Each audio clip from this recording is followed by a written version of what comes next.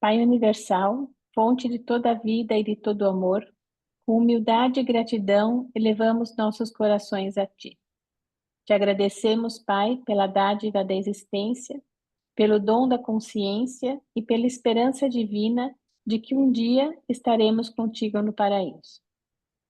Agradecemos também a Micael, o nosso amado Jesus, nosso Criador, que em sua infinita misericórdia se doou a nós, vivendo entre nós como um de nós, nos mostrando, através do seu exemplo, o caminho, a verdade e a vida.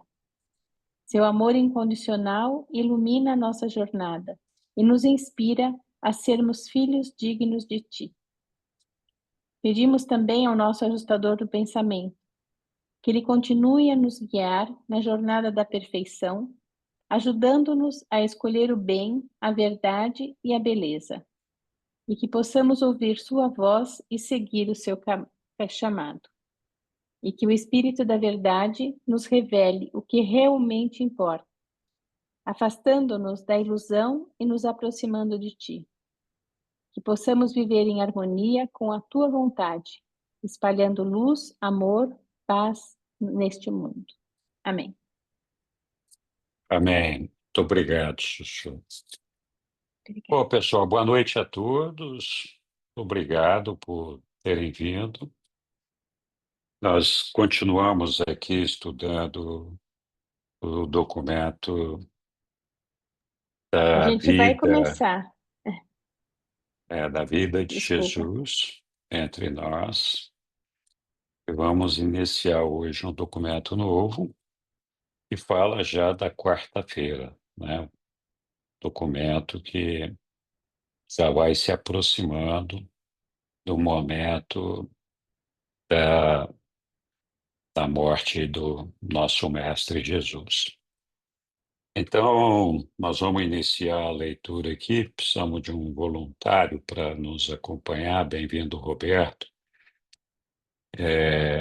Boa noite, Henrique. Boa noite, pessoal. Quem gostaria de iniciar a leitura aqui?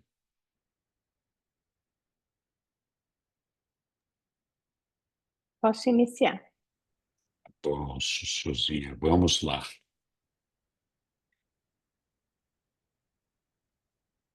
Quarta-feira, o dia de descanso.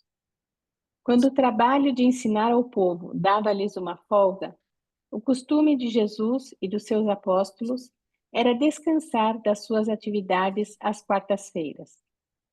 Em particular, nessa quarta-feira, eles tomaram o de jejum um pouco mais tarde do que o costume, e o acampamento encontrava-se invadido por um silêncio agourento. Pouco foi dito durante a primeira parte da refeição matinal, mas finalmente Jesus falou: Desejo que descanseis por hoje. Tirai o tempo para pensar sobre tudo o que aconteceu desde que viemos para Jerusalém, e para meditar sobre o que temos pela frente e sobre tudo o que eu já vos esclareci com clareza. Assegurai-vos de que a verdade esteja nas nossas vidas e que diariamente ireis crescer em graça. Após o de jejum, o mestre informou a André que tinha intenção de ausentar-se durante aquele dia e sugeriu que fosse permitido aos apóstolos passar o tempo de acordo com sua própria escolha, exceto que, sob nenhuma circunstância, deveriam passar pelos portões de Jerusalém. Quando estava pronto para ir sozinho às colinas, Davi Zebedeu aproximou-se dele, dizendo: Bem sabeis, mestre, que os fariseus e os dirigentes buscam destruir-te, e ainda assim estás pronto para ir até as colinas sozinho. Fazer isso é loucura, e, portanto, eu vou enviar 3 homens bem preparados contigo para cuidar de que nenhum mal te seja feito. Jesus olhou para os 3 galileus fortes e bem armados e disse a Davi: A tua intenção é boa, mas tu te equivocas ao não compreender que o Filho do Homem não necessita de ninguém para defendê-lo. Nenhum homem colocará as mãos em mim até a hora em que eu estiver pronto para entregar a minha vida em conformidade com a vontade do meu Pai. Esses homens não podem acompanhar-me. Eu desejo ir só para poder comungar com o meu Pai. Ao ouvir essas palavras, Davi e os guardas armados retiraram-se. Mas quando Jesus saiu só, João Marcos adiantou-se com uma pequena cesta contendo comida e água e sugeriu que, se a intenção dele era ficar fora o dia inteiro, ele poderia sentir fome. O mestre sorriu para João e abaixou a mão para pegar a cesta. Obrigado, Sussu. Muito bom. Aqui caminhando, né, para a reta final. Comentários?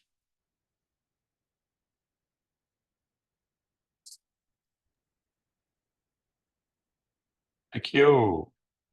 Sim, Flávio, diga lá.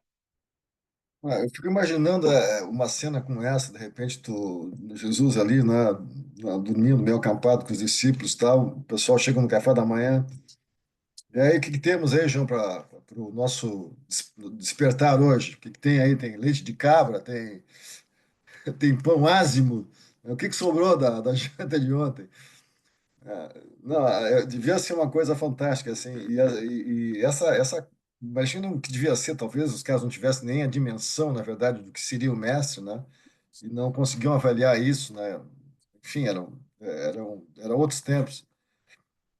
Mas logo em seguida, essa afirmação de Jesus, né? Da fé dele no Pai, né? Assim, olha, se meu pai não quiser, ninguém vai me atacar. Eu confio nisso, eu acredito nisso piamente. Então, vocês fiquem tranquilos aí que eu tô bem guardado, né? Agradeço o apoio de vocês. Isso, na verdade, é uma fé nata, né? Uma fé incomensurável, né? É onde a gente É tenta mesmo. chegar no pé dessa fé aí. Era só isso aí. Muito legal, muito bem lembrado, Flávio. É verdade. Fé de Jesus era uma coisa impressionante. É, diga lá, Lilian. Então, o que me chamou a atenção foi no parágrafo 3 também, acho que quando Jesus diz assim, no finalzinho, nenhum homem colocará as mãos em mim até a hora em que eu estiver pronto para entregar a minha vida. Então, esse entregar, quer dizer, Jesus entregou a vida dele, né?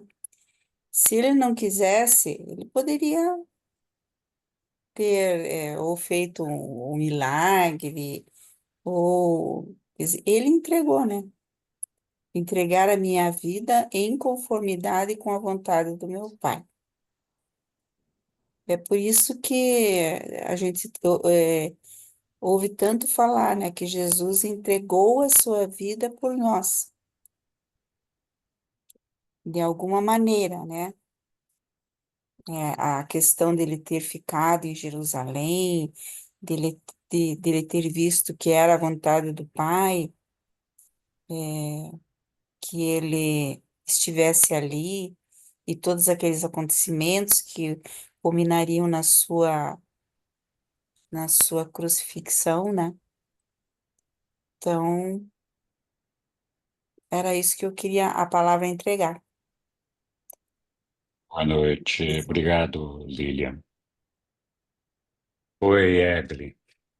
Esse trechinho também me chamou a atenção, assim, né? Como se ele soubesse, ele decidisse a hora que ele fosse entregar ou terminar a história dele. Então ele tem a, a decisão nas mãos quando que ele ia realmente entregar a vida dele, né? Me dá a impressão assim que ele sabia exatamente, ele que escolheu, não era as pessoas, a circunstância, ele que escolheu exatamente a hora que ele ia morrer, a hora que ele ia entregar a vida dele.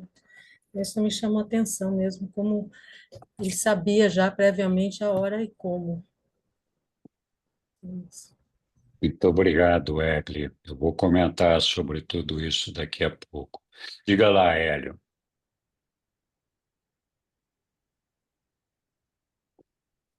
Eu acho que vou esperar você comentar, hein? De repente. Mas, enfim, vamos lá. Podia pôr o texto 01. Claro. Vamos lá, 01 na tela. Eu vou comentar desde o primeiro parágrafo.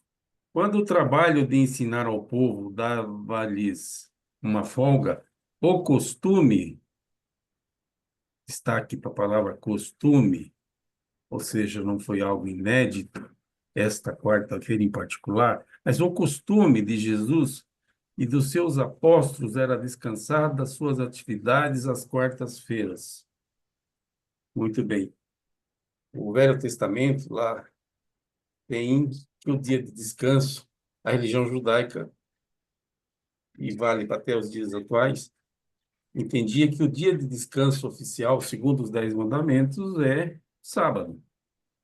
E Jesus, por ser um judeu, um praticante da religião judaica, contrariava esse dia especial de descanso, sendo o sábado. E aqui o livro de Urântia está dizendo que existia um dia de descanso, mas esse dia de descanso não era o sábado, era a quarta-feira. Outros documentos vão reiterar esse ponto, mas eu não quero trazer outros documentos. Nós estamos estudando 177. Nos atuais dias, os evangélicos, muitos deles, têm o sábado como dia oficial de descanso, enquanto a igreja líder dos cristãos, a ICAR, guarda o domingo. Então, eu só estou colocando aqui para ênfase e para consideração. Vamos para outro texto, ainda nesse ponto. Pode pôr o 04. Sim, tá lá. Muito bem. Então, vamos lá. Aqui aparece a primeira vez, não a primeira vez, aparece com destaque, e eu acho que na sequência vai aparecer mais, sobre João Marcos. Nós sabemos que a Bíblia tem, no Novo Testamento, os 4 primeiros livros que eles chamam de evangelhos: Mateus, Marcos, Lucas e João. E aí o grande questionamento é: quem é esse Marcos, que nem apóstolo era e que escreveu os evangelhos da Bíblia sobre a vida de Jesus, que são os 4 primeiros livros do Novo Testamento? E aqui, então, o destaque: o João Marcos não era, de fato, apóstolo, e a gente vai ver na sequência, e nesse mesmo documento, mas ele era, sim, um íntimo de Jesus. E, portanto, ele tinha credenciais, sim, para escrever os evangelhos. Grato. Obrigado. Obrigado, Hélio. Muito bom. Bom, eu queria fazer alguns comentários, né? Começando aqui sobre a vontade do Pai, né? Jesus, é claro, toda a vida entregou todo o trabalho dele à vontade do Pai dele. Ele buscava, em todas as ações, em todas as suas decisões, cumprir a vontade do Pai. Então, ele se entregava claramente a isso, na certeza de que, como ele falou outras vezes, nada poderia destruí-lo se ele tivesse essa confiança e essa fé no Pai dele. É evidente que ele tinha uma fé fortíssima e, mais tarde, não só a fé, mas tinha também o contato direto com o pai dele depois que ele recobrou completamente o conhecimento de quem ele era, né?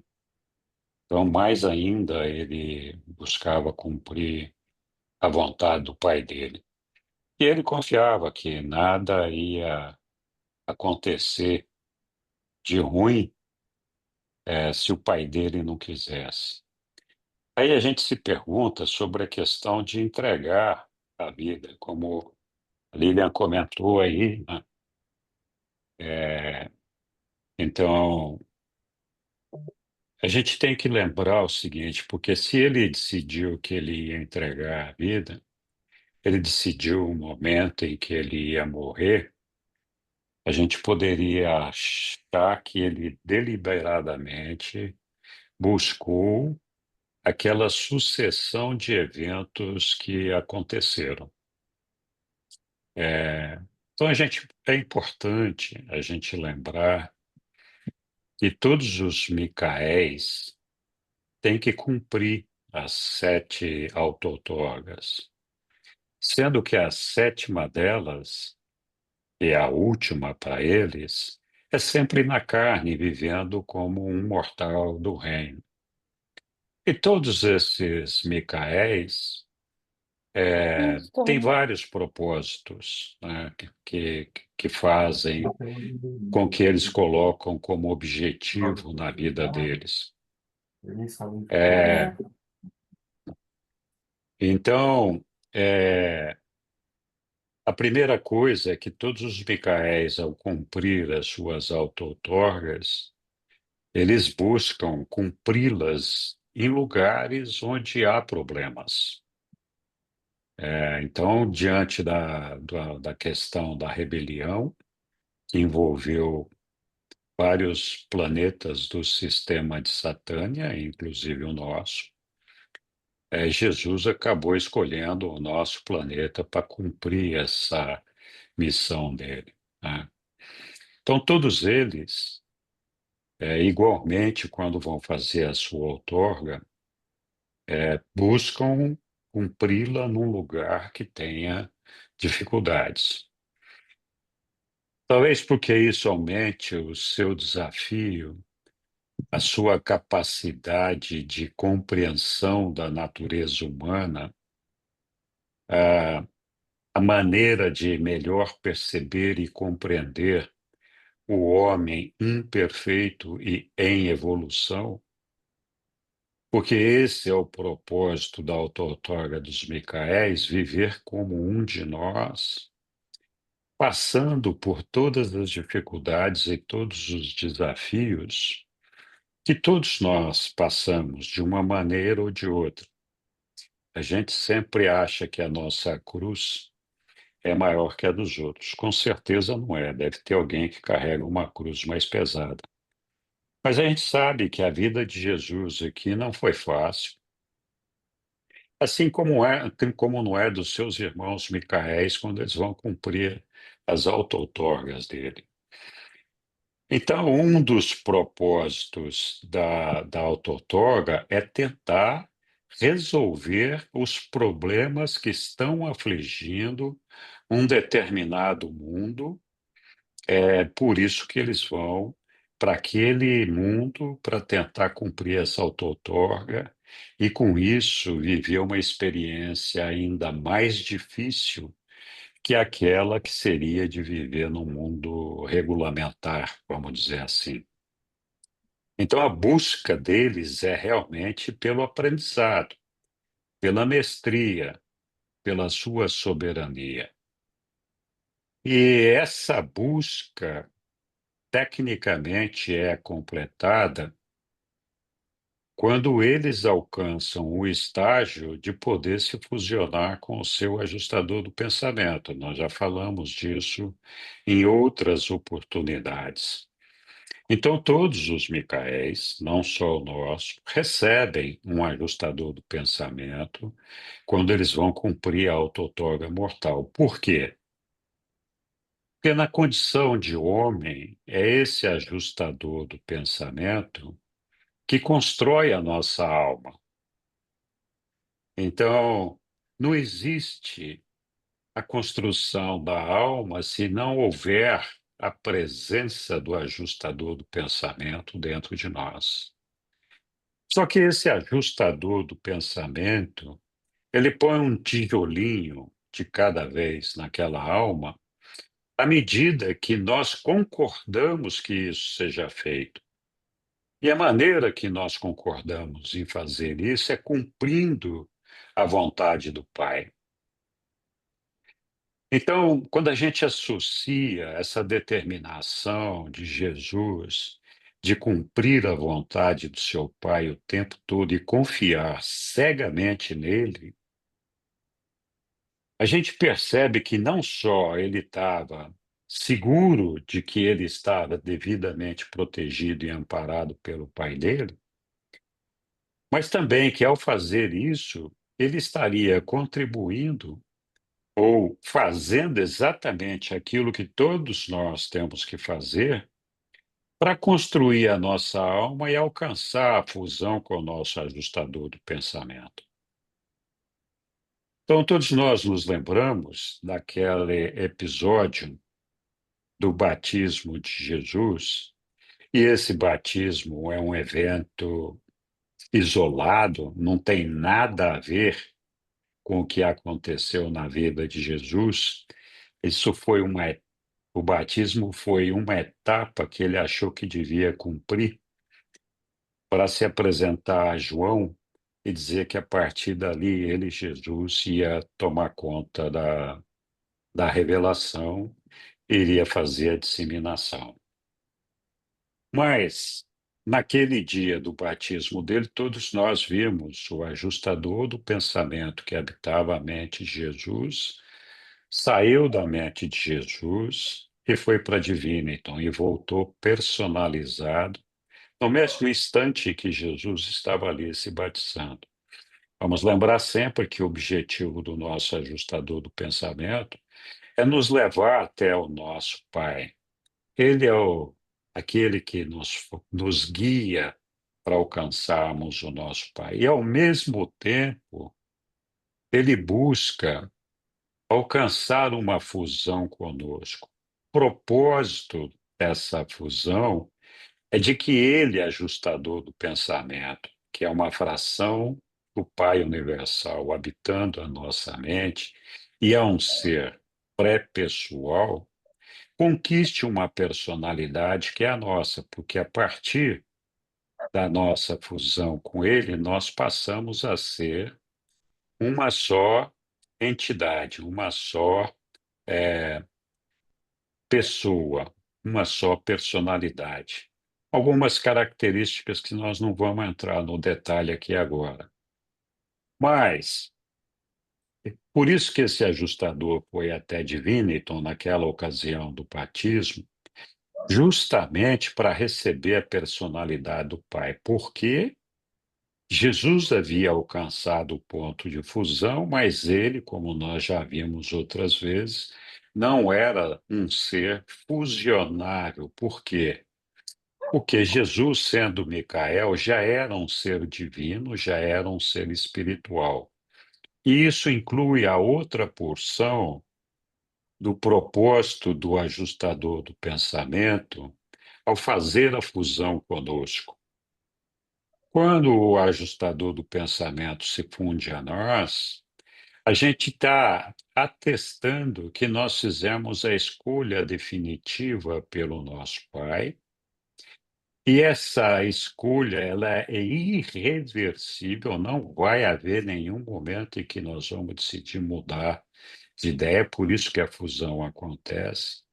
E ao fazer essa fusão, acontece uma transmutação, acontece uma mudança da nossa natureza, nós deixamos de ser um ser material, que pode ou não ter sido depois moroncial, e pode ir, naquele momento da fusão em diante, a um ser espiritual.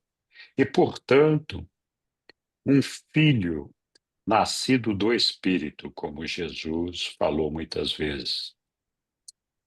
Essa questão é um pouco polêmica, que algumas pessoas acham que a gente insiste que ser filho de Deus é só quando faz a fusão. Não, não é. Aquela pessoa que tem fé, ela é filho de Deus, porque a fé denota a capacidade de construção da alma, e a alma, que é a natureza divina, que nasce do Espírito porque é construída por esse Espírito com a nossa aprovação. Então, nós somos filhos de Deus quando nós temos fé antes de fazermos a nossa fusão. Mas nós só somos filhos espirituais a partir do momento que nós fazemos a fusão. Esse desafio é o que é imposto a todos nós aqui.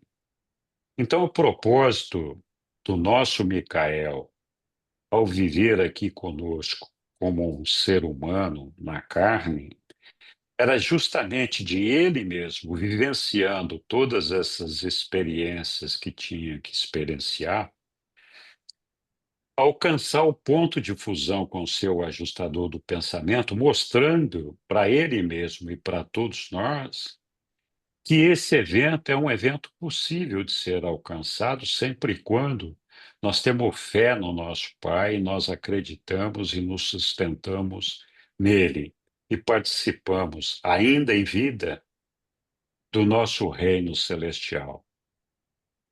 Então, esse é o propósito de todos os Micaéis. Não existe nenhum que não passe por isso. O que acontece é quando os Micaéis alcançam esse estágio, tecnicamente a função deles está terminada. Eles alcançam aí a soberania do universo deles, então eles passam a ser o soberano, o Deus daquele universo local, e por tabela, sendo o nosso Criador, também o nosso Pai. É por isso que algumas vezes ele tinha conosco atitudes de pai e não de irmão, apesar de muitas vezes ter uma atitude de irmão. Então, tecnicamente, o trabalho do nosso Micael estava terminado aí. Mas para terminar esse trabalho,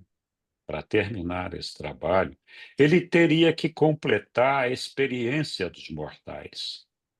Então, lembra, eles têm que viver na carne a experiência que todos nós mortais vivemos aqui nesta vida, nesta carne. Isso implica nascer de uma mulher como resultado de um acasalamento de homem e mulher, José e Maria. Isso implica viver toda essa vida que ele viveu entre nós, e todos eles, a maneira deles saírem do mundo onde eles estão cumprindo a auto-outorga deles é através da morte. Eles têm que morrer como todos os mortais morrem. Então, todos os Micaéis, quando eles têm a sua missão completada, eles têm essa possibilidade da morte diante deles. Eles sabem em que momento isso pode acontecer e eles, quando possível, até escolhem a maneira como isso vai acontecer.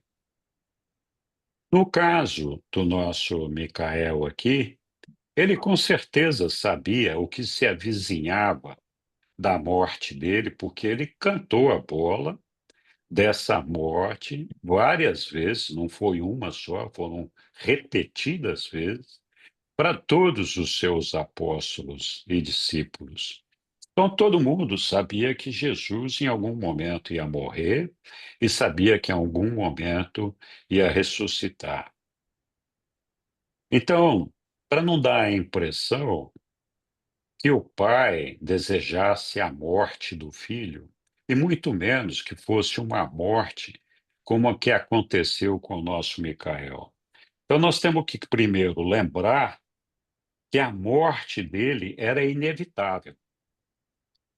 Ele não tinha como escapar da morte se ele quisesse viver a experiência completa de um mortal entre nós. Então, ele sabia que ele tinha que morrer. Ele pediu para o pai dele livrar o cálice, porque ele também sabia de que maneira ele ia morrer, por conta das coisas que estavam acontecendo lá em Jerusalém e toda essa questão que nós vivemos junto com ele ao longo desse período de estudos do livro de Urante. Então, ele sabia que aquilo ia ser um sofrimento físico É impensável. Então, embora os Micaéis tenham que morrer, eles não morrem necessariamente de uma forma violenta, agressiva, como foi essa da morte de Jesus. Isso realmente é um evento apartado das demais experiências dos outros Micaéis. Não que algum outro Micael não pudesse ter experimentado uma situação de grande sofrimento ou violência quando da sua morte. Mas geralmente não é assim que acontece na vida deles. Então, a entrega da vida do Micael é sim uma escolha dele. Eu vou entregar a minha vida. Então, a Lília levantou esse ponto. Essa entrega não é porque ele quisesse fazer alguma coisa especial, diferente ou qualquer coisa. É parte desse processo que tem que ser cumprido e que então ele iria cumprir. Todo Micael, quando alcança esse ponto de fusão com o seu ajustador do pensamento, nesse exato momento, esse Micael, que tem então 100% da sua consciência de Micael recuperada, como foi o caso do nosso Micael Jesus, então, a partir daquele momento do batismo, que o ajustador do pensamento saiu da mente dele, ele recobrou completamente a consciência que ele era o Micael, criador deste universo, e já tinha conquistado a soberania e a mestria dele. Então, ele já era Deus deste universo local. Então, a partir daquele momento, que foi antes da escolha dos apóstolos, ele já estava ali ciente de que ele era Deus e ele se comportava o tempo todo com essa consciência de Deus, ainda que continuasse encarnado entre nós. Aí muita gente poderia dizer, bom, ele completou a soberania dele, completou o propósito da mestria dele, por que que ele continuou aqui conosco? E esse também não é uma novidade do nosso Micael. Todos os Micaéis fazem isso. Todos eles, depois de ter alcançado esse ponto, eles têm o compromisso de revelar Deus o Pai aos homens. Então, a continuidade da vida de Jesus depois do batismo dele entre nós, e, portanto, com essa continuidade, ele foi adiando a morte dele, que ele teria que morrer em algum momento, porque ele ainda tinha essa missão para cumprir, que era justamente a de revelar o Pai a todos os homens. Todos os Micaéis fazem isso, todos. Nas 7 auto-outorgas que os Micaéis fazem, em cada uma dessas auto-outorgas, eles representam uma deidade do paraíso, ou revelam uma deidade do paraíso, ou uma combinação delas. É por isso que são 7. Lembra do estudo dos 7 espíritos mestres, 7 superuniversos? Tudo é 7, porque é Pai, Filho, Espírito, Pai, Filho, Pai, Espírito, Filho, Espírito e Pai, Filho, Espírito. São 7 combinações das deidades do paraíso. Então, em cada uma dessas auto-outorgas, eles representam essa deidade. Sendo que a última delas na carne, por todas elas, por todos eles, é sempre a do Pai, sempre a revelação do Pai. E é por isso que aqui Jesus, o tempo todo, além de construir a alma dele, cumpria a vontade do Pai para mostrar que, cumprindo a vontade do Pai, o sujeito pode ser feliz e superar as suas dificuldades estando aqui neste mundo. Então, esse era o ponto dessa revelação do Pai e dessa confiança cega que Jesus tinha no nosso Pai. E é claro que ele sabia exatamente como ele ia morrer, porque ele tinha a clarividência disso. Ele podia ter a ciência disso antecipadamente, porque ele é Deus. E ele sabia exatamente que dia e hora isso ia acontecer. Por isso que ele também falou: olha, não vai me acontecer nada antes que o Pai queira que aconteça. Porque essa vontade do Pai coincidia com a vontade dele. Ele tinha que morrer, mas não daquela forma.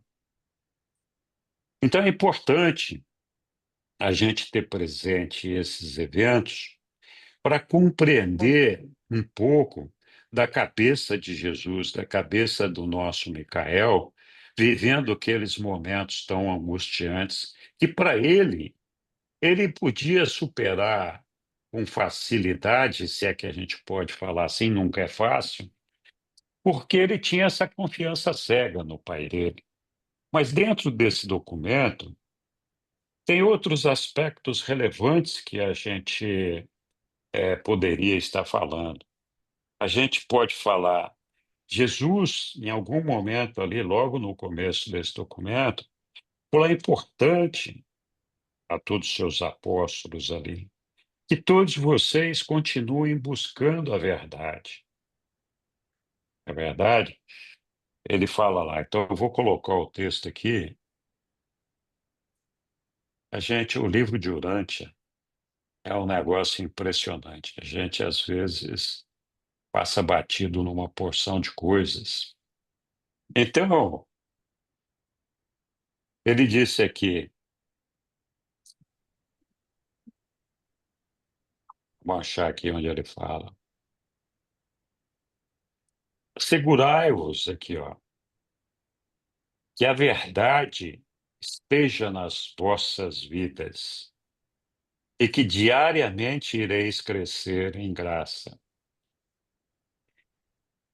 Ele estava dando um exemplo exatamente disso, dele buscar a verdade, que é o Pai dele, o reino de Deus, que estava na vida dele, e ele diariamente, desde bebezinho, foi crescendo até alcançar a conquista dessa verdade máxima que um ser humano pode alcançar. A verdade, ela não é imutável. A verdade, para cada um de nós, ela vai tendo modificações, ela vai se ampliando, vai se abrindo, à medida que nós vamos construindo e evoluindo a nossa vida espiritual. Então, quanto mais nós nos aproximamos de Deus, quanto mais nós temos fé em Deus, quanto mais nós amamos aos nossos irmãos, maior é a verdade que nós conseguimos enxergar. E menores são os erros que nós cometemos resultantes da nossa ignorância, do nosso desconhecimento, da nossa imperfeição. Então, nós temos que estar sempre com a cabeça aberta, a mente aberta, buscando a verdade. Existe uma verdade que é imutável, que é a verdade da realidade de Deus. Mas a maneira como nós vemos essa verdade, ela vai se lapidando, vai se consolidando, vai se modificando à medida que o nosso crescimento espiritual acontece, né? Então, quem está com essa verdade na vida não precisa ter medo de nada. É exatamente aquilo que Jesus falou: que me importa se esse templo for derrubado? Que me importa se a terra for destruída? Que me importa se tudo isto perecer? Porque eu vou continuar vivo. No terceiro dia, eu estarei lá. A minha vida não vai terminar. Eu sou filho de Deus. E eu vou estar com Ele por toda a eternidade. Então, é essa certeza, essa confiança que faz, né, de assegurar-nos que a gente esteja com essa verdade, que faz com que a gente tenha a capacidade de superar as nossas dificuldades, os nossos problemas, de ter um olhar, uma visão diferente, de encarar esses desafios com mais coragem, com mais conforto, com mais tranquilidade. Eles não vão desaparecer, mas a gente vai ter a certeza de que nada de mal pode nos acontecer com esse olhar de eternidade e da verdade. Para que isso aconteça, nós temos que crescer diariamente em graça, né? Então, esse aspecto dessa lembrança de Jesus para todos os apóstolos é fundamental. Todos nós devemos fazer uma reflexão profunda. Se nós estamos abertos, nós falamos outro dia da nossa mente cósmica. Então, assim, a nossa mente cósmica funciona nos trazendo, nos aproximando cada vez mais da verdade. Então, todos nós temos uma mente com potenciais e capacidades semelhantes. Então, todos nós temos uma mente cósmica que nós podemos usar se nós nos dispusermos a fazê-lo assim. E como é que funciona essa mente cósmica? Funciona exatamente da forma, na medida em que nós ampliamos a nossa percepção das verdades, das realidades. Então, quando a minha verdade, a minha realidade está focado só na minha pessoa, não está sequer nas pessoas que estão à minha volta, a minha verdade é muito limitada e muito errada. E a minha mente só funciona em benefício do meu egoísmo, em benefício de mim mesmo. Quando eu tenho a capacidade de perceber o mundo onde eu estou, a minha casa, os meus parentes, os meus amigos e percebê-los como irmãos, eu estou ampliando essa capacidade da minha mente. O mundo dela está se abrindo. Eu estou incorporando na minha mente um espaço de coisas que muitos de nós não somos capazes de parar para pensar. Então, quando a gente tem essa percepção de que, olha, nós não estamos sozinhos nesse mundo, existem os nossos irmãos, existe o nosso pai, a coisa funciona bem. Então, a coisa se estende da nossa casa para a nossa comunidade, para a nossa cidade, para o nosso estado, para o nosso país, para o nosso planeta. E aí nós descobrimos que existem outros planetas, que este planeta habitado não é o único do universo, e que existe um universo que é uma criação de Deus. Quando a nossa mente começa a perceber a criação de Deus e entender que todas essas estrelas e astros que a gente vê é parte de um universo criado pelo nosso Pai, 7 superuniversos, com mentes, espíritos e ideias diferentes um dos outros, então a nossa mente cósmica se amplia, a nossa mente começa a enxergar muito além do nosso umbigo. E aí nós cada vez mais temos aquela capacidade de desenvolver e perceber a realidade, a verdade dentro de nós. Então a verdade deixa de ser o meu umbigo e vai se ampliando, se ampliando, se ampliando, até que eu consiga ter a percepção da criação de Deus. Então, para ter essa percepção, é preciso que a gente tenha a mente aberta, tenha a capacidade de expandir os nossos horizontes, expandir o nosso universo pessoal que nós criamos para nós mesmos. Isso vai nos mostrar que existem outras realidades, outras verdades que não só aquelas que nós acreditamos, né?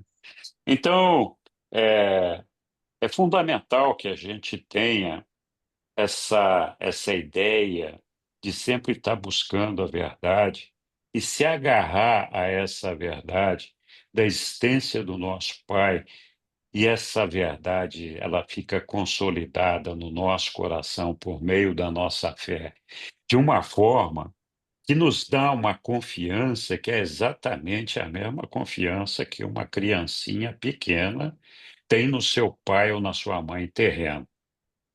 Então, é isso que nós temos que buscar, e é isso que vai fazer com que a gente consiga superar essa aflição do amanhã, do que vai acontecer amanhã, de como vai ser o dia de amanhã, de como eu vou superar todos esses problemas que eu tenho, dos quais eu me acho uma vítima, castigado por coisas que eu nem consigo explicar. Na verdade, nós estamos vivendo uma experiência.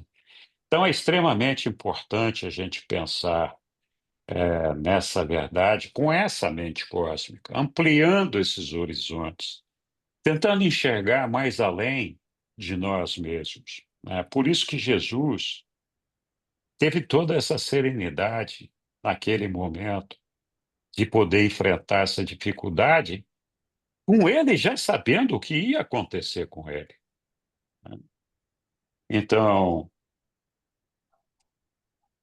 o Hélio comentou sobre o João Marcos. O João Marcos era um garoto que, desde os 8 ou 9 anos, buscava estar próximo de Jesus. Ele acompanhava Jesus aonde ele podia. E os pais dele, que conheciam a Jesus, permitiam que assim fosse. Ele chegou a fazer viagens com os apóstolos, acompanhando os apóstolos para estar próximo de Jesus. A Santa Ceia aconteceu na casa de João Marcos.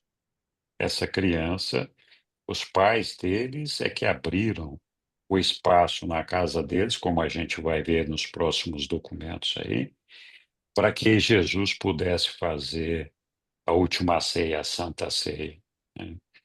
Então, João Marcos foi realmente uma figura importante nesse aprendizado, nesse trabalho de discipulado, de seguir Jesus. Ele amava Jesus profundamente. E os pais deles foram profundamente sábios de permitir que ele estivesse sempre próximo de Jesus. Então, quando mais velho, ele realmente foi um dos que escreveu o Evangelho segundo Marcos, né? E ele vivenciou muitas dessas experiências ao lado de Jesus, né? Muito bem. Desculpe, Dani, você já cansou? Sua mão ficou preta de ficar levantada aí? Pode falar, Dani, se quiser. Então, eu ia te perguntar, que eu fiquei, com tudo que tu falou, faz link com a pergunta que eu ia fazer. Então, é coerente eu falar assim, eu interpretar que o que Jesus veio revelar aqui, no caso, foi o ajustador do pensamento, quando ele fala, vim para revelar o meu Pai, mesmo o ajustador do pensamento sendo um fragmento, né, uma centelha, uma faísca desse Pai, ou eu estou viajando na maionese assim, criando uma coisa na minha cabeça. Fiquei Não, curiosa, porque eu você. fiquei pensando assim, gente, porque eu não sei vocês, mas quando falava assim, que Jesus veio revelar o Pai, aí eu ficava imaginando, nossa, eu vou aprender sobre quem é Deus e tudo, e quando chega no início do livro de Urântia que vai falando quem é Deus, que divide lá naqueles termos, eu disse, que é isso? Isso aí não dá para entender coisa nenhuma. E aí, para mim, só caiu a ficha. Nossa, é o ajustador do pensamento, então, essa revelação que ele veio fazer. Porque se ele veio para cá, para ele se provar que podia se fusionar, apesar dele não ter se fusionado, porque não podia, porque ele já era um Deus. Enfim, meu questionamento ficou assim nisso. É, olha, muitas vezes para todos nós é confuso a ideia do ajustador do pensamento e do Pai universal. O Pai universal é aquele que está lá no paraíso, que é o criador de tudo, controlador de tudo, sustentador de tudo, tudo tem origem no Pai Universal. Ele concede uma fração dele, e aí uma fração é uma fração, né? Para nos habitar. É uma fração desprovida de personalidade para nos habitar e nos guiar até ele. Então, essa fração é que faz com que a gente possa seguir um guiamento para chegar até o Pai, porque o ajustador fica ali funcionando como um GPS para nos levar até o Pai. Nem sempre dá certo, porque muita gente usa o GPS, mas não segue aquilo que está ali no GPS, né? Então, esse ajustador do pensamento é Deus, é uma fração do Pai. E também nós temos, como Pai também, o próprio Micael, depois de conquistada a soberania. Ele é o Deus do universo e ele é o nosso Pai, na condição de Criador. Então, enquanto nós estamos aqui na Terra, na carne, o Pai mais próximo que nós temos de nós faz essa confusão de pais, mas é o nosso Micael, ele é o nosso pai. Então Jesus não veio para revelar o ajustador dele. O ajustador dele tinha um propósito, que era de fazer o guiamento dele, para ele fazer a evolução espiritual pessoal dele, Jesus, até alcançar o ponto de fusão com ajustamento. Esse era o trabalho do ajustador do pensamento com ele. E não era esse ajustador que o nosso Jesus, o nosso Micael, queria nos revelar. Apesar de que, para todos nós, é um conforto gigantesco ver aquele ajustador do pensamento de Jesus sair da mente dele, ir até Divinity, voltar e declarar ali no batismo: Este é meu filho amado, em quem eu muito me comprazo. Então a gente É, tem que pensar. rapidinho, é porque eu perguntei errado. A minha É, pergunta foi se ele veio revelar que cada um de nós tem esse ajustador de pensamento. Não é focado no ajustador do Micael. É revelar o não, Pai através desse conceito de que a revelação desse Pai que ele veio trazer era através desse ajustador de pensamento. Foi isso que eu fiquei então, questionando. é, eu entendi. Mas eu vou completar o raciocínio ali. Então, esse ajustador do pensamento não é o que ele veio revelar para nós. Esse ajustador do pensamento é o Pai, mas tinha uma serventia, um propósito para ele, Micael, ele e Jesus. Apesar de que é um conforto para todos nós ver que, assim como ele, nós carregamos um ajustador do pensamento na nossa mente. Jesus veio mostrar e revelar o Pai universal, o Pai que habita o paraíso. Esse era o propósito da revelação de Jesus enquanto revelar o Pai, né? Então, essa que era a ideia. Porque os homens sempre tiveram muitas distorções, muitas ideias equivocadas a respeito de quem é Deus.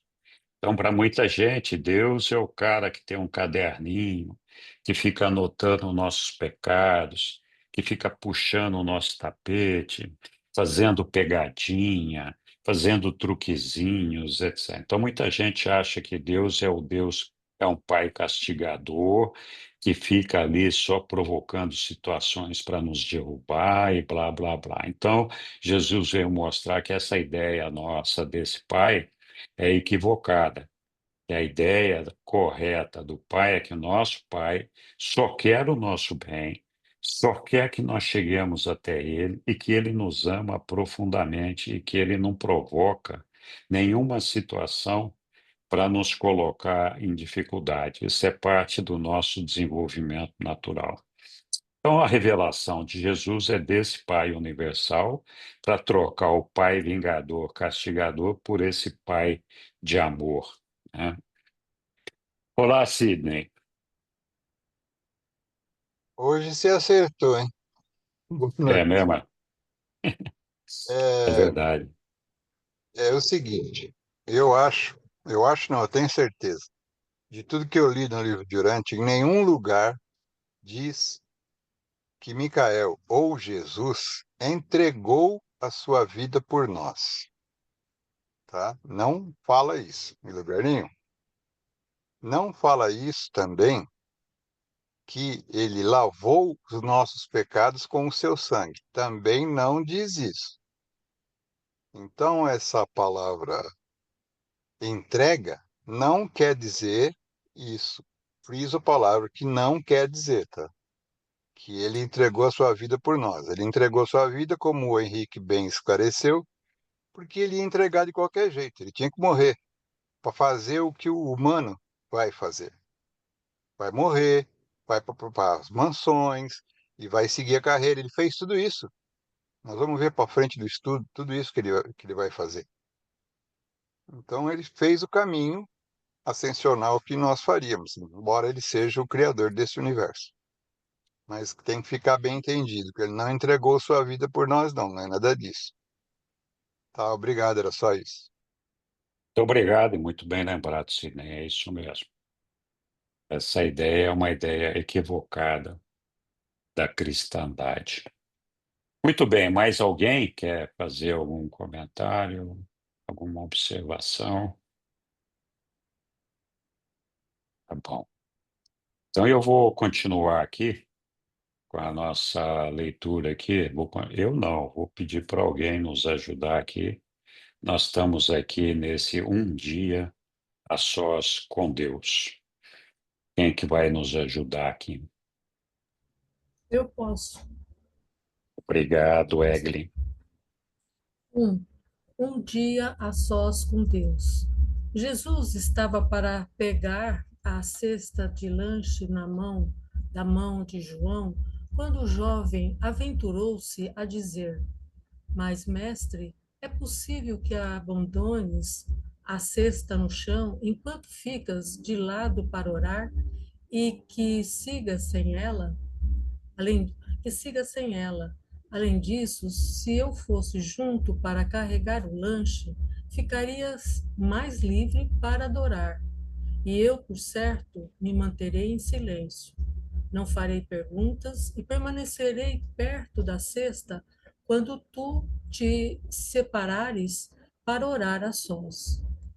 Enquanto dizia essas palavras, cuja temeridade surpreendeu alguns dos ouvintes por ali, João teve a audácia de segurar a cesta. E lá ficaram eles, João e Jesus, ambos segurando a cesta. Mas logo o mestre soltou-a e, olhando para baixo até o rapaz, disse: Já que desejas ir comigo de todo o teu coração, isso não te será negado. Iremos juntos e teremos uma boa conversa. Tu podes perguntar-me qualquer coisa que surja no teu coração, e nós nos confortaremos e nos consolaremos mutuamente. Podes começar levando o lanche, e quando cansares, eu te ajudarei. Então me segues. Jesus só retornou ao acampamento naquela tarde depois do pôr do sol. O mestre passou o último dia de tranquilidade na terra, conversando com esse jovem faminto da verdade e falando com seu pai do paraíso. Esse acontecimento tornou-se conhecido no alto como o dia que um jovem passou com Deus nas colinas. Essa ocasião exemplifica para sempre a boa vontade do Criador de confraternizar-se com a criatura. Mesmo um adolescente, se o desejo do seu coração é realmente supremo, pode atrair a atenção desfrutar da companhia plena de amor do Deus de um universo e experimentar verdadeiramente o inesquecível êxtase de estar a sós com Deus nas colinas, e durante um dia inteiro. E essa foi a experiência única de João Marcos, nesta quarta-feira, nas colinas da Judéia. Jesus conversou muito com João, falando livremente sobre os assuntos desse mundo e do próximo. João disse a Jesus sobre o quanto ele lamentara não ter tido idade suficiente para ser um dos apóstolos e expressou o seu grande reconhecimento por ter-lhe sido permitido seguir sempre com eles, exceto na viagem à Fenícia, desde a primeira pregação dos apóstolos no Val do Jordão, perto de Jericó.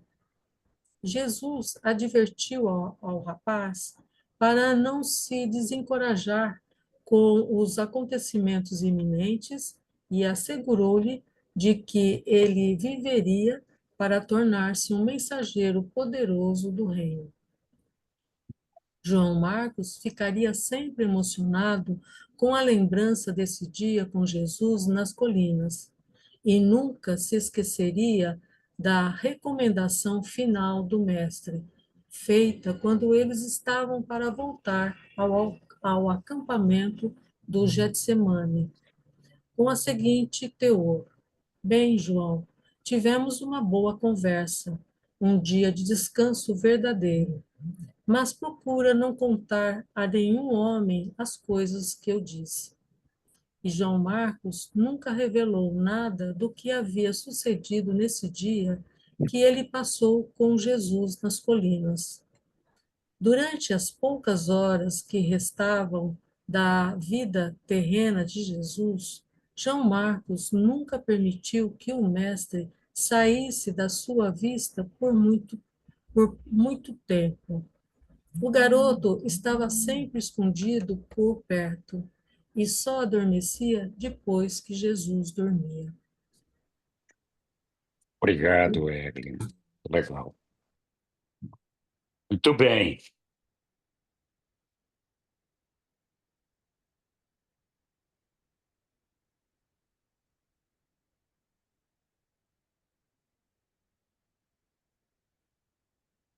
Eu falei demais na próxima, o pessoal ficou agora meio intimidado. Oi, Mas tudo bem. Diga. eu aqui. Só lembrando que o João Marcos é que escreveu o Evangelho de Marcos, né? Que os historiadores falam que de verdade foi o primeiro evangelho que foi escrito, foi o de Marcos, depois o de Mateus e aí outros, né? Uhum. É isso mesmo, Caio. Obrigado. Ah, e outro ponto importante, o João Marcos, depois da morte de Jesus, ele ficava muito com Pedro, muitíssimo com Pedro. Depois acabou ficando com Pedro e Paulo. E o que é o Evangelho de Marcos, né, é dito como se fosse o Evangelho de Pedro, porque ele pega muito as memórias de Pedro. Ok. Mais alguém? Diga, Cândido.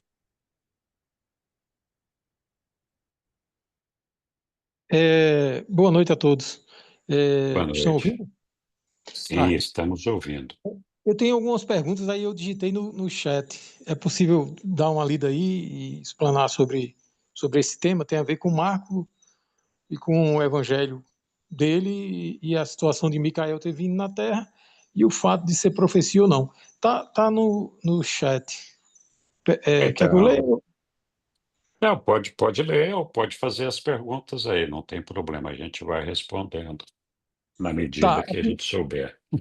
A primeira tá digitada no chat aí, mas a primeira é o seguinte: falar a vontade do Pai não abriu uma brecha para predestinação ou para uma profecia messiânica, já que no livro de Urântia nós vemos que a profecia messiânica ela não tem muito assim a ver com a vida de Micael, né? E a gente observa observa o seguinte, tendo João Marcos, convivido tanto com Micael, né? Com Jesus, ou seja, tendo tido uma intimidade, uma aproximação grande para ele, com ele, por que é que ele já inicia o seu evangelho lá em Marcos 1:2, afirmando, conforme está escrito na profecia de Isaías, né? Eis que envio antes a tua face o meu mensageiro, que há de preparar o teu caminho. Ou seja, a gente vê Marcos atribuindo, criando um link entre Jesus Cristo e o Messias anunciado por Isaías, né? E no livro de Urante a gente não vê bem esse link, não. Pelo contrário, me corrija se eu estiver errado, mas quando eu li o livro de Urante, a percepção que eu tive é que a profecia ela não tem a ver com a vinda de Micael, com o propósito, são coisas diferentes. Houve uma confusão. Estou errado? Me explique acerca disso. Eu acho que o Caio vai te responder. Diga aí, Caio. Obrigado, Cândido, pela sua pergunta. Vamos lá, se você pegar os evangelhos, você vai ver algumas coisas interessantes. Você está correto, o de Marcos ele faz esse tipo de associação, mas o que mais faz esse tipo de associação é o evangelho de Lucas, né? E você tem que entender que esses evangelhos eles foram feitos com um propósito em mente, que era o de tentar convencer os judeus de que Jesus era o Messias deles, que eles estavam esperando. Então, são evangelhos que fazem muita associação e correlação com as profecias, com os profetas, né? E os ditos dos profetas, tá?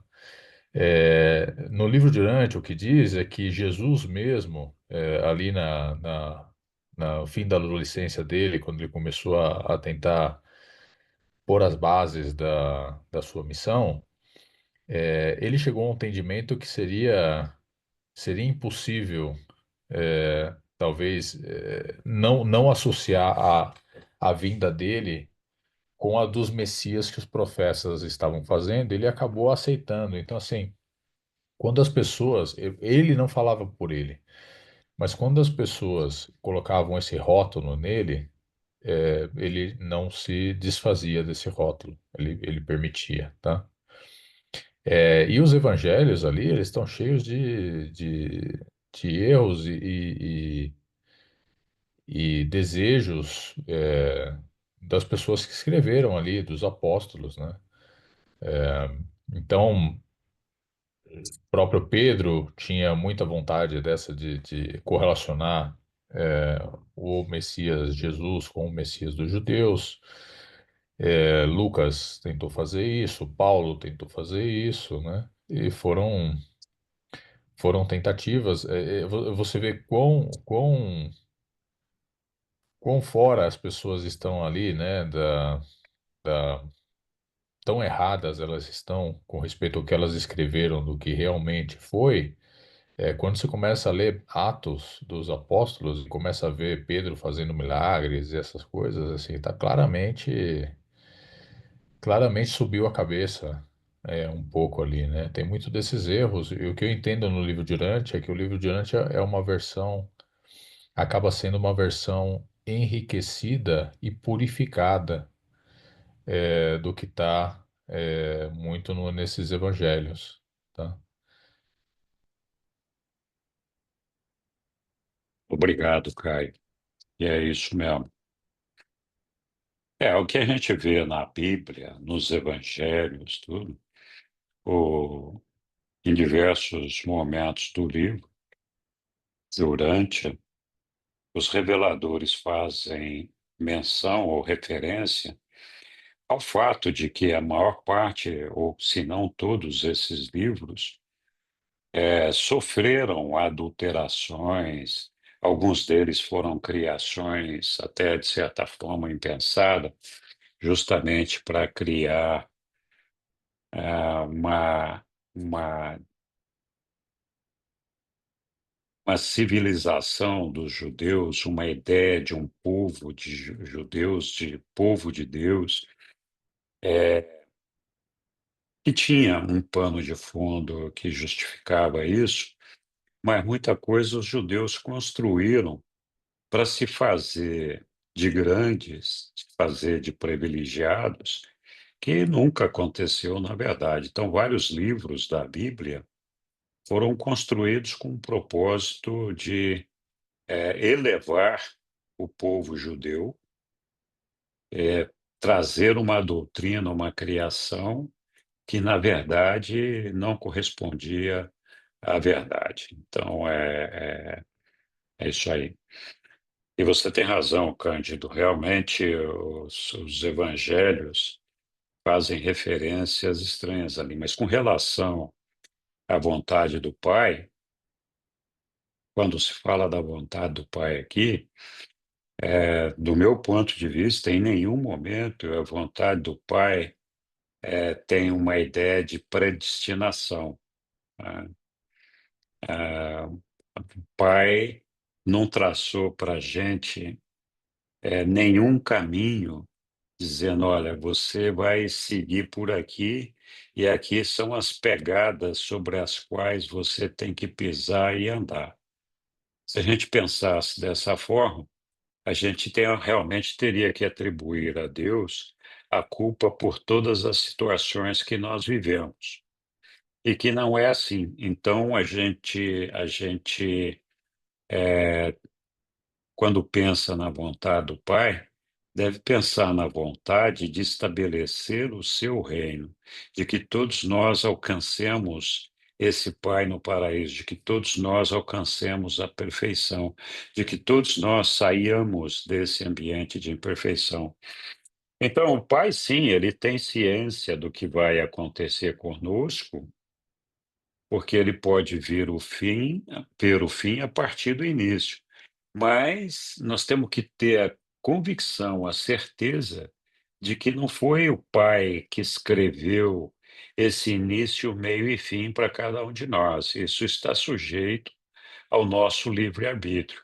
Embora o Pai tenha ciência, porque para ele o tempo não existe, daquilo que vai acontecer com cada um de nós, mas não foi desenhado por ele individualmente para cada um de nós. O que está desenhado para cada um de nós é que, ó, sai da imperfeição e chega na perfeição. Esse é o desenho, esse é o caminho, né? Não tem. Diga, Caio.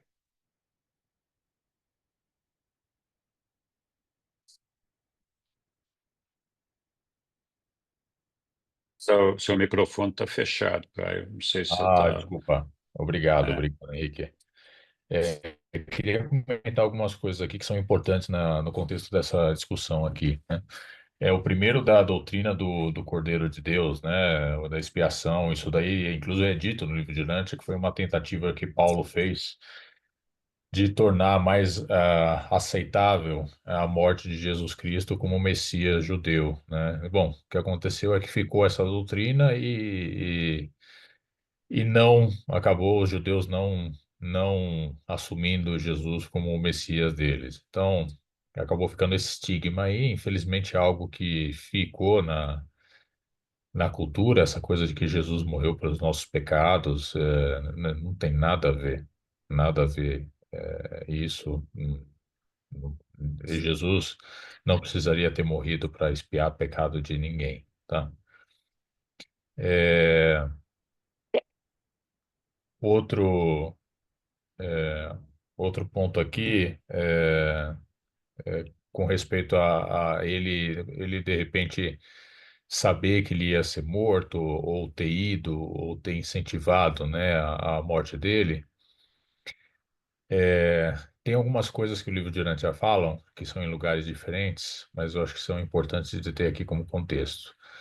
Número um, lá no começo do livro, é dito que para um ser que é entendedor do universo, o universo ele é bem previsível.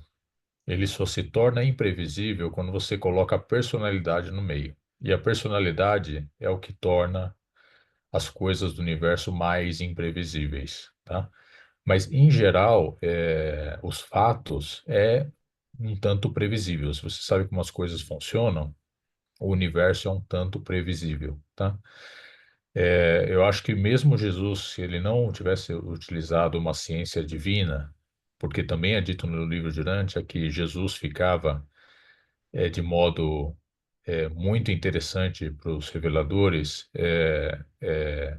fazendo um exercício de anular a sua ciência divina e viver com a sua ciência humana, né? Mas mesmo uma ciência humana avançada, ele saberia as consequências dos atos, né? Tanto com base nos sentimentos, né? Dos fariseus, dos outros judeus, quanto ali, estando dentro dos fatos, ele saberia o que ocorreria, né? E se você for ver, ele teve algumas situações anteriores onde ele fugiu, né? Saiu, pegou um barco, fugiu porque estavam vindo fariseus, etc, etc. No meu entendimento, ele sabia que algo espetacular iria acontecer, né? Pela própria ciência humana dos fatos. Não acredito que ele tenha recorrido a alguma ciência divina para isso, porque isso não era a vontade do Pai. A vontade do Pai era que ele se mantivesse a sua ciência humana dos fatos. E talvez ele tenha fugido nesses casos anteriores, porque lembre-se bem, os mensageiros eles não estavam totalmente montados, o modo de trabalho deles não estava totalmente definido, né, nas vezes anteriores.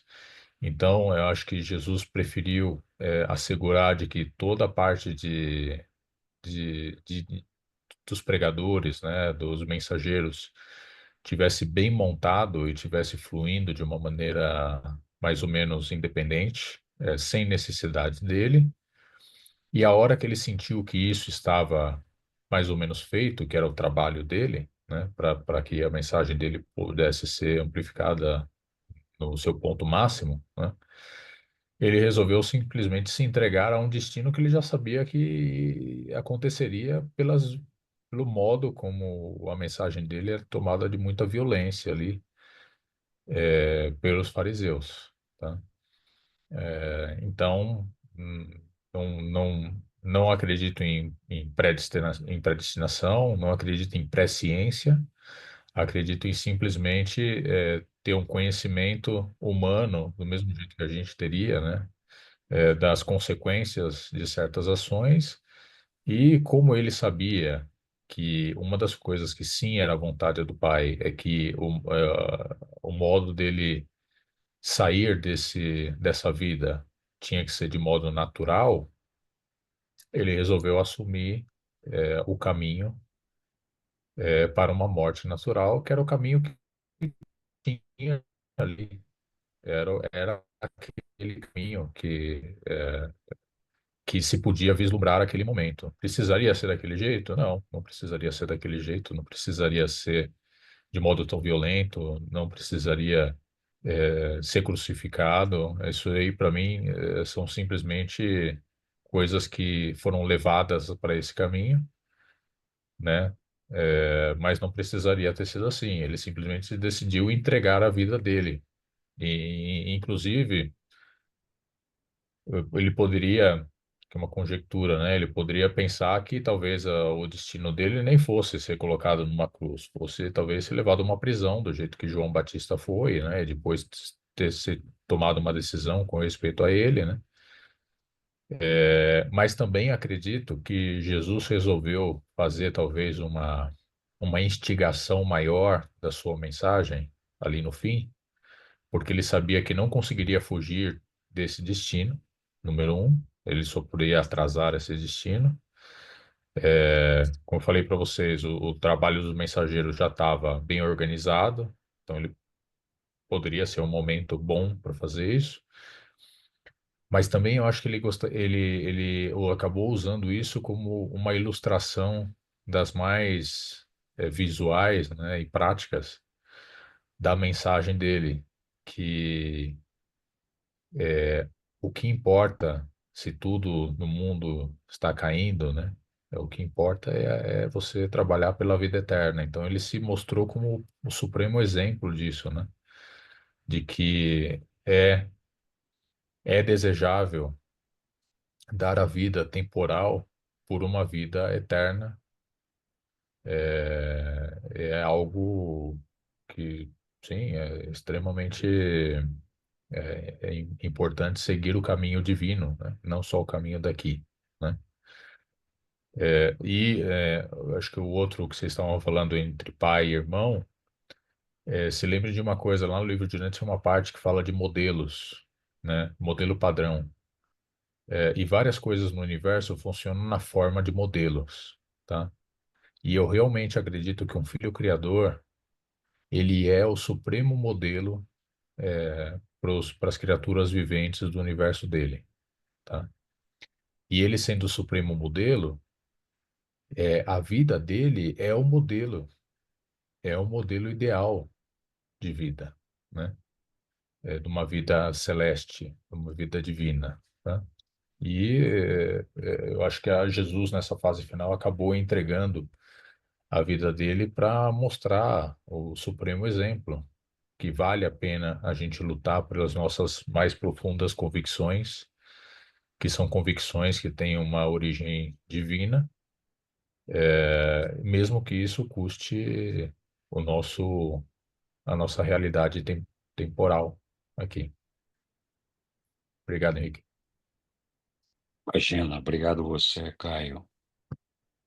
Bom, algumas coisas disso que você falou nós já havíamos comentado antes, mas acho que foi bom você tocar nesse ponto aí também, nessas coisas todas. Bom, alguém mais quer falar sobre esse tema, esse texto? É, Porque, sim, por diga que ali. que João Marcos não quis que Jesus revelasse nada do que ele passou nas colinas, será? Jesus não queria que João Marcos revelasse nada da conversa que eles tiveram lá nas colinas. Ué, por que que ele deveria querer que revelasse, né? Na verdade, a gente sabe muito pouco do que Marcos e Jesus conversaram ali. Eles conversaram bastante, mas do meu ponto de vista, lembra que Jesus queria ir sozinho para as colinas para meditar, orar, e ele acabou consentindo que o Marcos fosse com ele, João Marcos. Então, se ele quisesse dar publicidade ao que ele estava fazendo lá nas colinas, ele teria levado mais apóstolos com ele, né? Então, eu não sei qual é a razão do segredo, mas O outro também não também, vejo por quê. o Hum. outro também foi da viagem que ele fez, né? Pelo mar Mediterrâneo, Roma e E até as só o coisas. Zebedeu sabia disso, né? É, também, né? Foi uma coisa que ele não queria que as pessoas É, soubessem. Uhum. é verdade. Vamos lá saber, né? O que mais? Prosseguimos, então, aqui. Eu queria fazer uma pergunta para o Caio. Faça. Ele diz que o universo é previsível e que a personalidade torna o universo imprevisível. Isso. Na hora que ele falou isso, eu entendi que o universo tem um algoritmo e a personalidade não faz parte desse algoritmo. É, Por tem, que que tem, ela torna o universo imprevisível e se eu posso pensar dessa forma? é isso que eu falei, de verdade, tem um pedaço no livro de Dante, eu não me lembro do documento, mas que fala disso daí, fala dos fatos no universo. E os reveladores lá falam exatamente isso, que o universo, ele é, para o entendedor do universo, ele é bem previsível. Não, não tudo, né? Mas a maioria das coisas que acontecem são bem previsíveis. E o que torna tudo imprevisível é o fato da personalidade. Que a personalidade realmente é um toque único que cada um tem e que torna as coisas imprevisíveis, tá? Isso é tão verdade que vocês podem ver que nos universos em geral ocorrem rebeliões, né, de seres que são representantes do Deus o cétuplo, né, da representantes divinos em ordem de escala. Lúcifer era um representante divino da nossa ordem de, né, do nosso planeta para cima. Ele era um dos representantes divinos que havia. E se vocês veem o modo como ele errou, porque a personalidade dele acabou, né, e a mente dele acabou distorcendo todos os fatos de uma maneira absurda, né? Ali está um exemplo prático de como a personalidade é o que torna as coisas, né, imprevisíveis. Ninguém colocaria Lúcifer na posição que ele estava, nem Caligastia na posição que ele estava, se fosse previsível o que eles acabaram fazendo, né? Eu posso achar o trecho do pedaço que fala o livro de Dante, um pouquinho mais em detalhe disso, mas é uma coisa bem marcada ali no livro, essas duas coisas. Sim, Obrigada. sim, mas quando fala de previsibilidade do universo, Isabela e todos nós, na verdade, o universo ele tem dois grandes grupos. Um que é as coisas, e coisa é tudo aquilo que não é personalidade. Então, você tem o grupo das coisas e o grupo das personalidades. As coisas funcionam como um palco para a atuação da personalidade. Então, assim, as coisas têm uma certa previsibilidade. Nós aqui, por exemplo, conseguimos ver, olha, demora 24 horas para a Terra rodar em volta dela aqui para aparecer o Sol de novo. Leva não sei quantos dias para fazer isso. Daqui. Então, assim, se eu acender um fósforo numa lenha, a lenha vai pegar fogo. É uma previsibilidade. Se eu acender o fósforo na água, a água não vai pegar fogo. Então, assim, as coisas do universo, os eventos, a maneira como as coisas vão se desenvolver, à medida que a gente tem conhecimento, a gente consegue antecipar. E esses eventos da natureza, esses eventos da física, da química, da biologia, das coisas, eles são mais ou menos iguais, eles são mais ou menos constantes, eles são previsíveis. Então, dá para a gente perceber que uma certa previsibilidade do que vai acontecer no universo em determinadas coisas. É lógico, nós não conseguimos ver tudo porque a nossa capacidade é limitada. Mas, com certeza, à medida que a gente vai aprendendo, a gente vai descobrindo, olha, isso aqui vai acontecer sempre desta forma. Quando você coloca uma água para esquentar no fogo, você sabe que ela vai ferver. Você pode prever que ela vai ferver. É uma previsibilidade. Não vai... Sempre que você fizer isso, é isso que vai acontecer. Então, o universo está cheio de coisas, né, que podem ser antecipadas, que podem ser previstas. A gente sabe o que vai acontecer. Quando você põe a personalidade no meio, a personalidade é aquela que tem o livre-arbítrio, que pode modificar essas coisas. Então, você pôs a água para ferver no fogo lá, vai ferver. Mas se aparecer uma outra personalidade que tirar aquela água antes dela ferver, ela não vai ferver mais.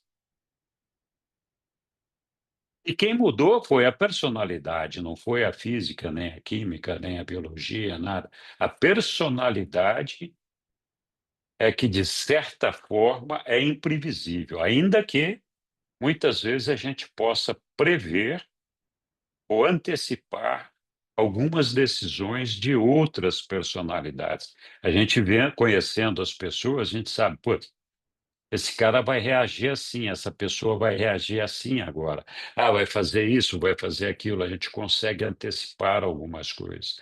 Mas a verdade é que a personalidade pode ser completamente imprevisível, porque depende de cada um naquilo que vai fazer, naquilo que vai pensar, né? Eu não me lembro agora o documento também, o Caio mencionou muito bem, esse documento fala bastante disso.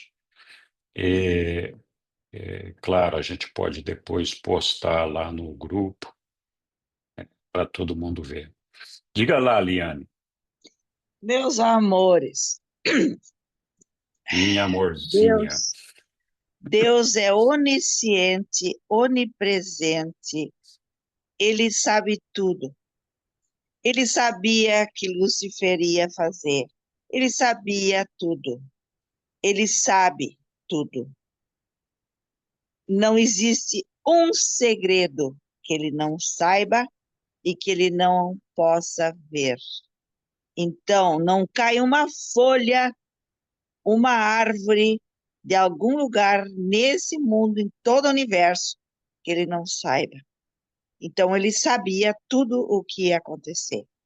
Então, ele deixou para ver as coisas como iam se processar, para não intervir o livre-arbítrio e etc. Mas ele sabe o que eu estou pensando agora e o que o verme está pensando agora. Então, não existe discussão em relação a isto. Deus sabe, sempre soube e sempre saberá.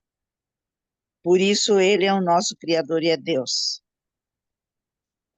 É verdade, Liane, Deus sabe mesmo, ele tem onisciência. Mas, mesmo sabendo, ele não interfere, né? Por quê? Porque não é ele que está vivendo a experiência, somos nós que estamos vivendo a experiência. Então, se ele interferir, é ele que passa a fazer a experiência e não nós. Como é que nós vamos evoluir?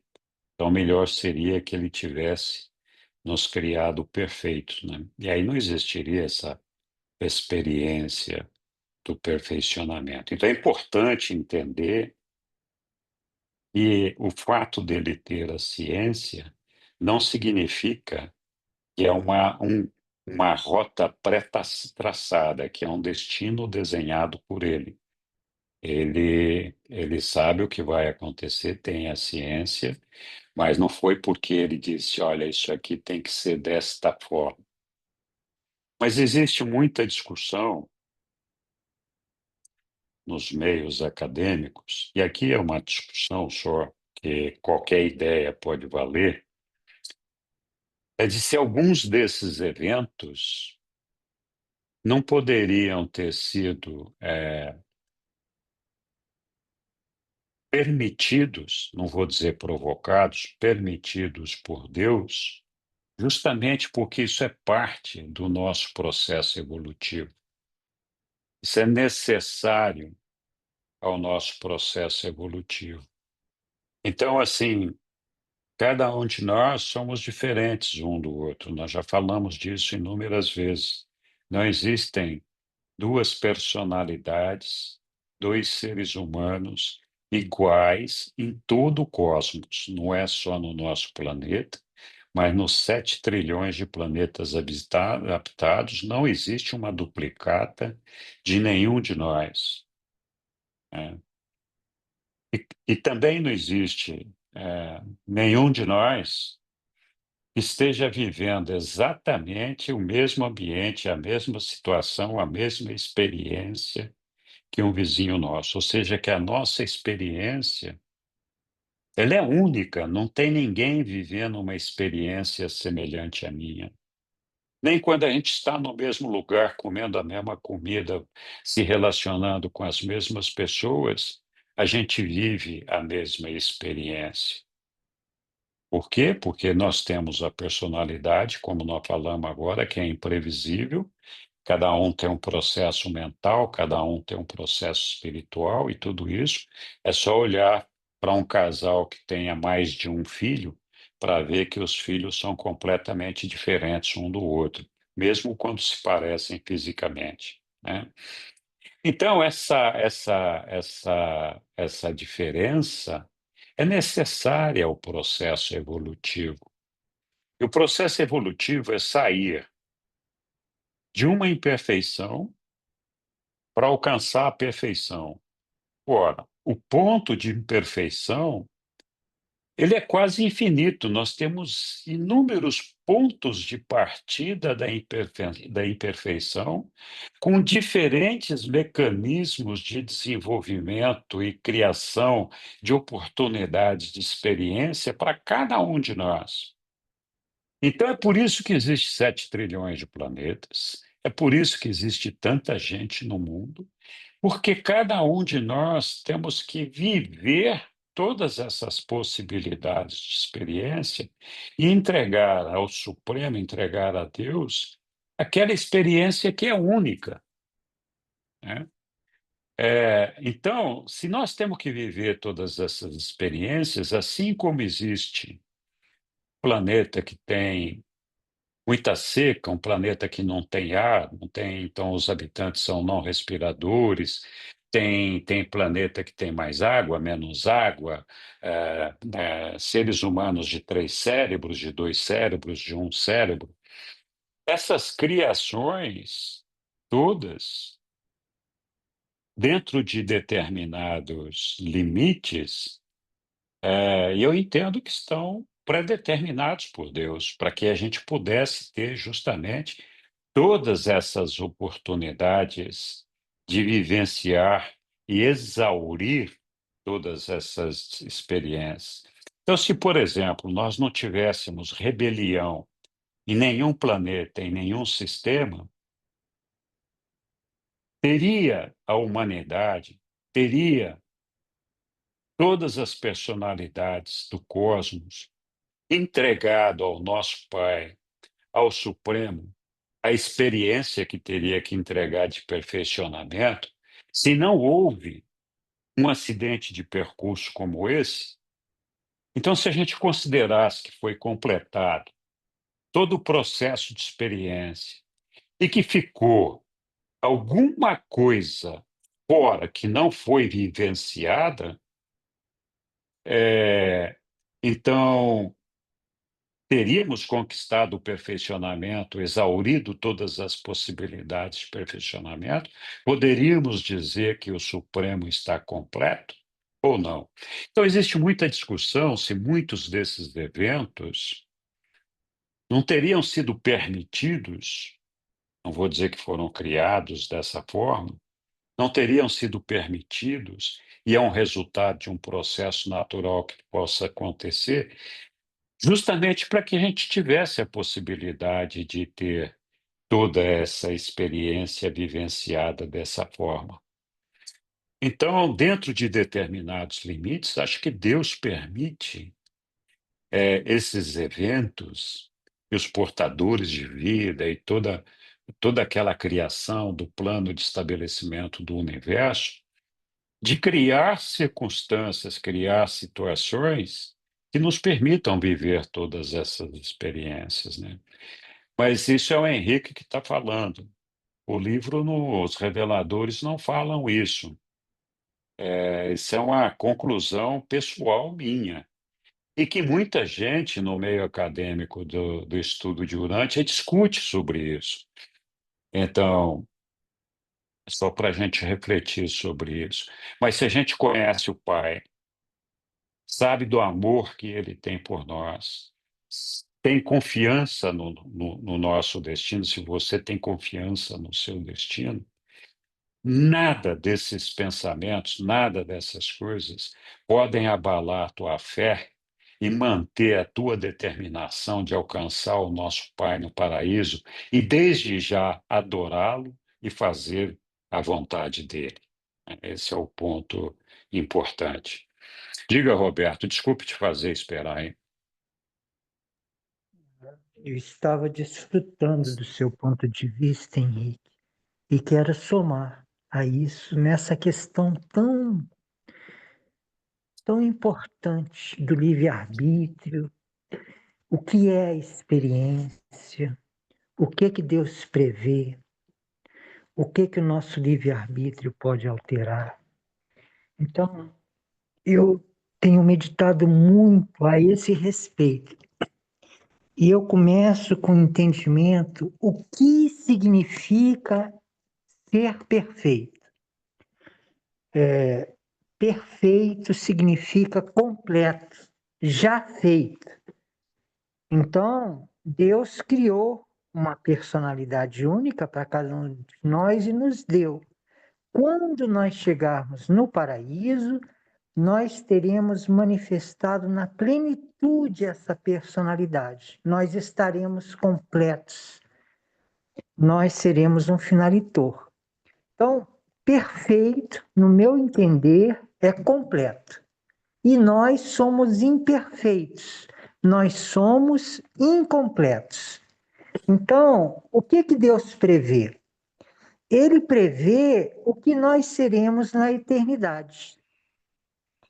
E o que nós fazemos? Nós escolhemos uma forma de ir se completando. É aí que entra o nosso livre-arbítrio. A gente, ele dá para cada um de nós um ajustador que é divino e que tem em potencial todas as perfeições de Deus. E à medida que a gente vive uma experiência, a gente vai selecionando desse potencial de perfeição no coração da nossa alma aquilo que a gente quer manifestar. Então, de certa maneira, nós podemos participar na criação de nós mesmos. Nós vamos escolhendo aquela parte do todo perfeito que seremos no paraíso, que já somos na eternidade em Deus, aquela parte que a gente deseja expressar. Aí vem um outro ponto. E o que é a experiência? Porque eu já ouvi, Henrique, muitas vezes você falando que cada um de nós entrega uma experiência, que toda essa situação é para que todas as experiências sejam possíveis. Eu tenho uma interpretação distinta do que seja experiência e do que é que a gente está fazendo. É o seguinte, tem uma parte do livro de Urântia que diz assim, o tempo nos permite perceber a sequência. O espaço nos permite perceber a simultaneidade. E a experiência nos permite ter um senso de que existimos. Eu considero fazer uma experiência você ter uma vontade e fazer a vontade. E isso te dá um senso de individualidade. E experiência, para mim, é ter uma vontade e experimentar aquela vontade. Tem uma parte que diz que Deus já sabe tudo desde o início. Ele não realiza aventuras. Ele conhece o fim do princípio. Aí ele fala, os filhos criadores podem realizar aventuras, quer dizer, podem ter vontades e tentar fazer aquela vontade. Não é assim com Deus. Ele não experimenta nesse sentido, vou tentar isso aqui. Então, eu acho que a experiência é realizar uma vontade. O nosso conhecimento não é perfeito. Então, a gente vai realizando vontades e se completando. Agora, nesse sentido, eu acho que Deus ele prevê o que é perfeito, não os nossos erros, nem as coisas ruins. Eu acho isso. Bom, mas é minha opinião também. Obrigado, Roberto. É, de fato, quando a gente vive uma experiência, a experiência é um processo de aprendizado. Esse aprendizado implica no exercício de uma vontade. Então, por que que eu escolho o vermelho, ou alguém escolhe azul, o outro escolhe amarelo? Estamos exercendo uma vontade. Aí a gente descobre depois que, puta, não podia ser vermelho. Então, eu aprendi que a minha vontade para aquele negócio, aquele propósito, não estava correta. Então, vivi uma experiência que me ensinou a aperfeiçoar aquilo que eu não conhecia, que não sabia. Mas tudo bem, obrigado, Roberto, é isso mesmo. Mais alguém quer colocar? Sidney, É só corroborando com o que você mesmo disse, a, a, a impossibilidade da personalidade, por exemplo, que é muito discutido isso no meio orintiano, muitas pessoas falam sobre isso. Como é que alguém pode escolher não continuar? Como é que alguém pode escolher, na verdade, a morte eterna? É uma escolha. Aquela personalidade escolheu isso. E vai se fazer o quê?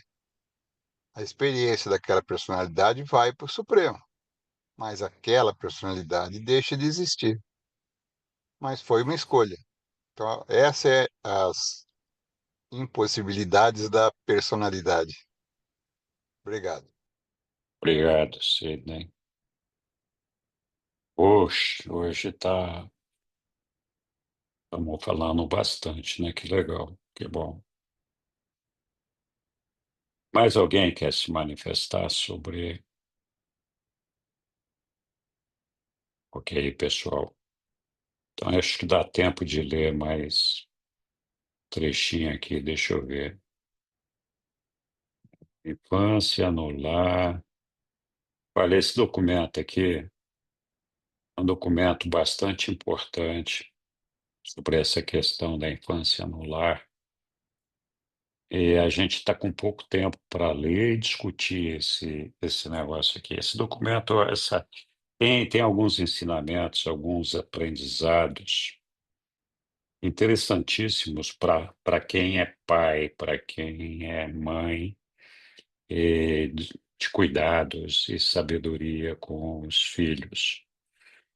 Então, eu acho que, eu não sei por que que apareceu meu dedão aqui, mas não fui eu que coloquei, fiz algum movimento aqui que.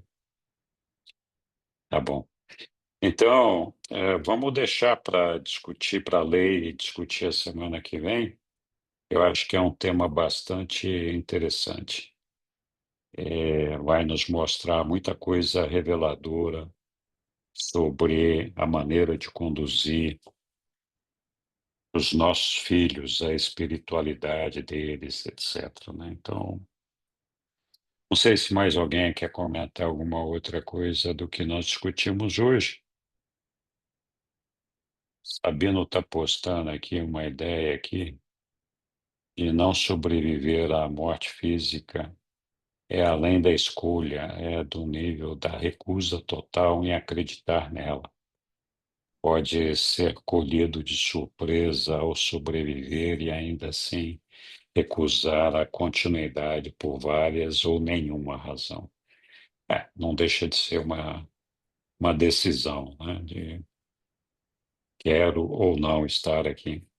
Mas muitas vezes essa decisão é porque nós não somos capazes de aderir ao plano de Deus, porque nós não gostamos dele, né? A gente não quer ser bonzinho, não quer fazer o bem, não quer ser amoroso, prefere ser, como Jesus fala lá, o maligno, né? Então, iníquo, mas Henrique, acontece. Oi. com respeito a isso daí, eu encontro muitas pessoas que são, se dizem ateias, né? Uhum.